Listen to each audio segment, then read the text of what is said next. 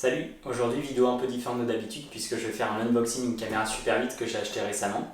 Et comme vous l'avez vu dans le titre, elle n'est pas toute récente puisqu'elle a plus de 40 ans.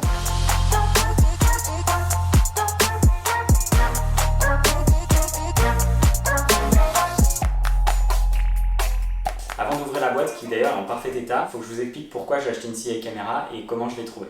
L'autre jour, je me baladais sur YouTube et je suis tombé sur des vidéos récentes tournées au Super 8 et je me suis dit que c'était bien cool de tester autre chose que des caméras numériques pour faire des vidéos. Du coup, je me suis pas mal renseigné sur les meilleures caméras Super 8 qui ont été produites pour le grand public et voici quelques modèles qui sortent du lot. Donc il y a la Canon 310 XL, la Canon AutoZoom 814, la Canon 514 XL, aussi la majorité des modèles de la marque Beaulieu, et la Yashica Super 800 Electro. Une fois que j'avais cette liste de caméras qui étaient des valeurs sûres, je suis allé sur Leboncoin pour essayer d'en trouver une, et franchement il y avait pas mal de choix. Il y a tous les jours des nouvelles annonces de caméras qui sont toujours fonctionnelles. Je me suis laissé une semaine pour trouver la caméra qu'il me fallait, et comme vous pouvez le voir, je l'ai trouvée. Le prix des caméras Super 8 est en train de beaucoup augmenter parce que ça redevient à la mode.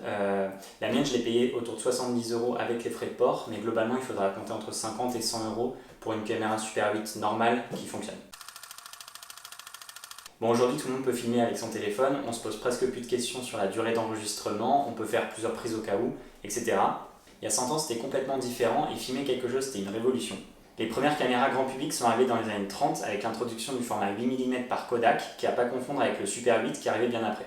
D'ailleurs j'ai une caméra 8 mm que j'ai trouvée chez mes grands-parents et elle fonctionne. Le truc c'est que impossible de trouver des bobines 8 mm aujourd'hui, donc du coup elle ne sert pas à grand chose à part faire de la décoration. Le format Super 8 a été lancé en 1965 par Kodak et le but était encore une fois de démocratiser la vidéo auprès du grand public et là ça a vraiment marché.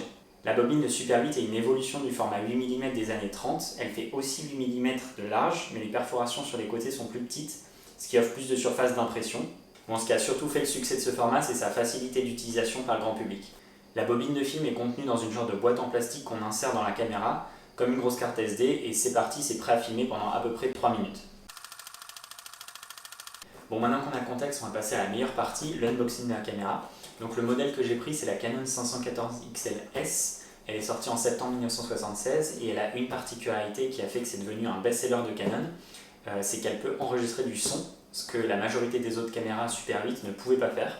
En gros, pour enregistrer du son, il faut une bobine Super 8 spéciale qui a une bande magnétique sur le côté, et comme une cassette, ce qui fait que le son est directement synchronisé avec l'image. Aujourd'hui, on ne trouve plus que des bobines classiques, donc au final le son ne servira à rien, mais au moins c'était là en 1976. Bon, donc on va passer à l'ouverture de la boîte. Donc, il y a la notice qui est d'époque. Et ensuite, si j'ouvre ça, on a bien sûr la caméra qui est super lourde. Hein. Je pense qu'elle doit peser bien 1 kg. Et elle prend de la place aussi.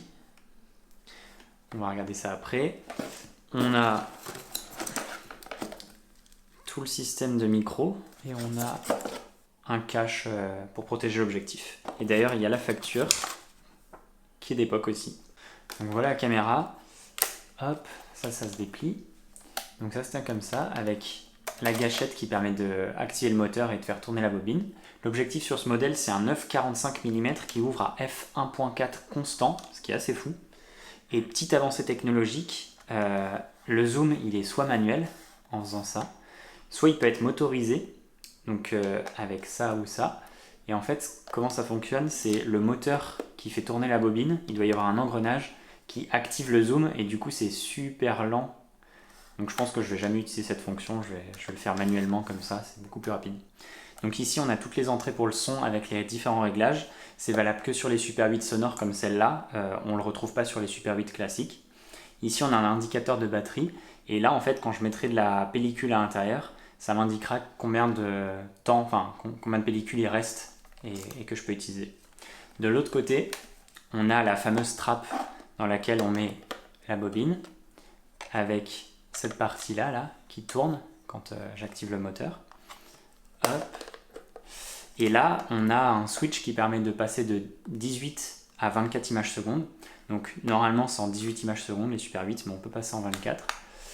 À savoir que en 18 images secondes, on peut filmer 3 minutes 30 et en 24, on peut filmer seulement 2 minutes 40. Donc c'est pas beaucoup vu le prix d'une bobine, mais ça j'en parlerai juste après. Pour terminer, on a le viseur qui est ici.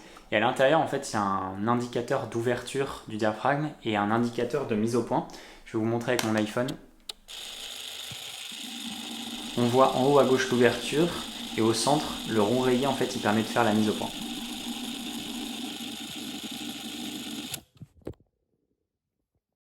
Ce modèle de Super 8 il fonctionne avec 4 piles AA qui sont à l'intérieur de la poignée. Et donc c'est assez facile à enlever et à mettre, comme ça. J'ai aucune idée de l'autonomie mais je pense que ça peut tenir pas mal de temps. Et donc comme vous pouvez le voir, elle est vraiment en super bon état pour une caméra qui a 40 ans. Même mon GH5 il est plus rayé que ça quoi. Si vous voulez utiliser la caméra Super 8, il faudra forcément acheter des bobines de film. Donc Kodak a relancé la production récemment, donc on en trouve assez facilement, notamment sur Amazon. C'est là que j'ai acheté les miennes. Par contre, vous allez voir le prix super élevé, il faut compter à peu près 50 € pour une bobine de film, ce qui fait un peu cher les 3 minutes de vidéo. Mais bon, rien que pour l'expérience de filmer comme dans les années 70, ça vaut le coup. Il existe différents types de films en fonction de ce qu'on veut filmer avec. C'est comme sur les appareils argentiques, on ne peut pas régler les ISO sur la caméra, c'est le film qui est plus ou moins sensible à la lumière et qui doit être changé suivant la luminosité de la scène qu'on filme. Perso, j'ai acheté du film 50D qui offre une bonne qualité en extérieur. Par contre, si vous voulez filmer plus en intérieur, il faudra augmenter le chiffre, par exemple le 200 ou du 500. Bon, le Super 8 c'est cool, par contre, contrairement aux années 70-80, on trouve quasiment plus personne qui développe des films Super 8. Le seul moyen c'est de passer par internet et d'envoyer sa bobine par la poste à un centre de développement et numérisation. Ça coûte une vingtaine d'euros par bobine et vous pourrez avoir votre film en Full HD et même en 4K. Bon, de mon côté, je suis content d'avoir acheté cette caméra, elle est vraiment en parfait état et je me dis que le prix des Super 8 va augmenter dans les années qui viennent, donc c'était le bon moment pour en acheter une. Dans les prochaines semaines, je vais l'utiliser pour filmer quelques moments et je pense que quand j'aurai fini la bobine, je publierai la vidéo sur ma chaîne YouTube. Bon, donc voilà, donc j'espère que vous aurez aimé cette vidéo sur mon Super 8. Si vous avez des questions, n'hésitez pas à laisser un commentaire et j'y répondrai.